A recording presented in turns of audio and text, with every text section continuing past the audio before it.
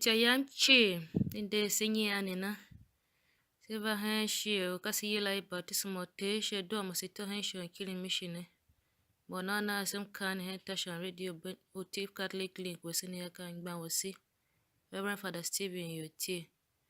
Nancy Van and the Tovia, Mungua Anna. So nature. Yasabairi Nyongu, bautism ute Yesu Kristo. Bautism, ka sakramento wangese mishe kwapo. Werense lumba Kristo mba heba hondo, manongo u eklesia. Kako hama ulu na bautism yo, na fe ika bude ka a bautism ke eklesia katoliko chene. Shi bautism sulolong kwa shamane kaunelu mia ki sakramento bagende chi viman shame vo Kristo na nzona mjome. Kaune lueka hunda unyolon tatoe kashe tiokia la Yohane tiotia vushota za mashotan akavisi sa maoshamki machachia chichingi ken vena nyotato waonduye. Jai bautism alu sakramento vesen unasim yon hanchukba. Semba Kristo semba fetio wembi bautism sembe sakramento bagenivga. Sakramento by fiesi erin hanzumuka se fiesia sembe se lohoyokba. Sakramento msi holy orders kasi sembe se lohoyokba. Kwa sakramento davishima ashenage bishi kasi sembe. Ba semba Kristo se fetio fan bautism gaya. Semba fetio olune shenu wembi bautism ka sakramento bagenivga. Baka mia ki sakramento bagene banekba vutuma shamave sembe chene. Alu nege hene towase tio Kristo. Mopine semba suluheyo. Hamo wesu na luhe na fai yange ima una. Shado gamba vere vese ve fai yange a vese ve. Balu pine semba Kristo basutuma he. We yange ya se bautisma.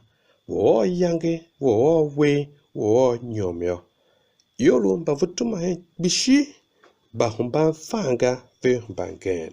Shatu sitose sakramento bautisma go ulum eka kasa erine kenshine ka yange mana hanga. Ba alu negishamlo humache hive na weko she yange mayo. Kana toika yange ikana nyoshin tane na ngule mekachula. Na seki ta uktio Kristo ba zumuka we bautism yo baperu yange vesen mo ngule mekayo shetuka yange wangi we amishe kwapo ka yange hingi o Kristo chela ka yange wan world chela ka yange tsombo we eklesia chela. Agbule kangane na ha dopese pa Kristo masu wakyo sha yange bautism usiere nekba. Vole kasu wakyo ha yange ma yasina ha. Kwane anase uiden henen binda iembe bautism. Shajuka bautism ka nasi nyoke Kristo Kristo yange vakevese shae une desise binda uyeme tatoe.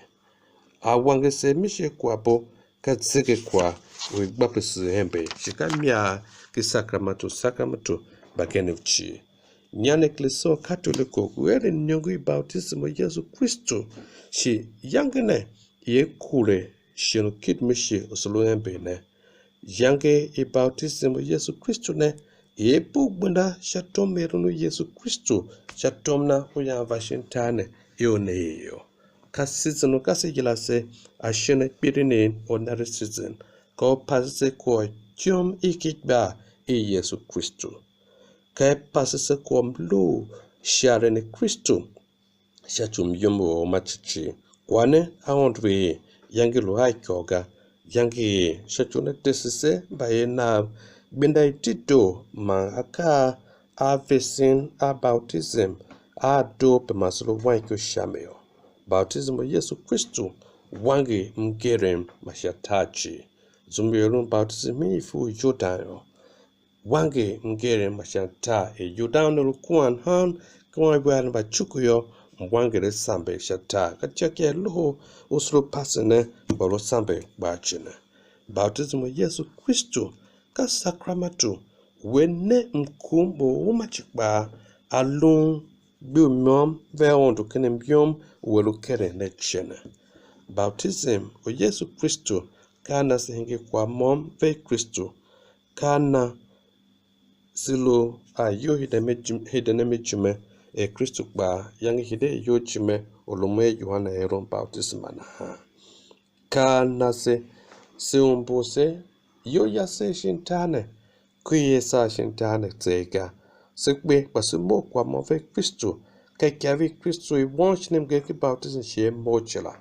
nyo shinim gera tese kuna mo tese mo ukondo shatato sakamato baptism usifetyo owankyo shamagane senege meshenage pishi Zumu kasabaya si paso tele zo hase se sirna chichikena ondo sifenda satan kwa chiona basikra nege mishahari na hasiga ojiji palo zumu longeren kwa hitito yo awon kwa hitito tio ya viusha pwekaro wa yangi ad awundu binda ferika binda sarne tachi balo nege sham luwase ushintane yo Bayanga semba Kristo semba fetio utesin kia isizwa kwa mon verondo uenese yua himkyomo baptism nega alunegi yoruba bazonyo adoga o momke na alu Alice ga Lucy alunegi kwasugo yin hiji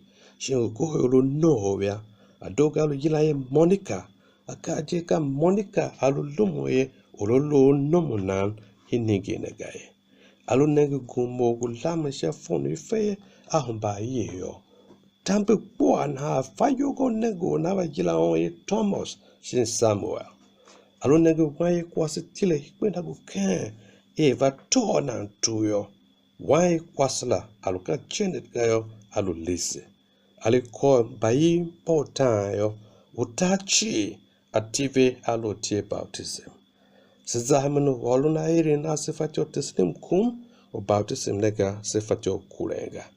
Banya simbele nyungu I baptism usitesi wetesi sizwave Kristo na masizwave na melu hadzotele sipasenga ba melu shairi na asikba.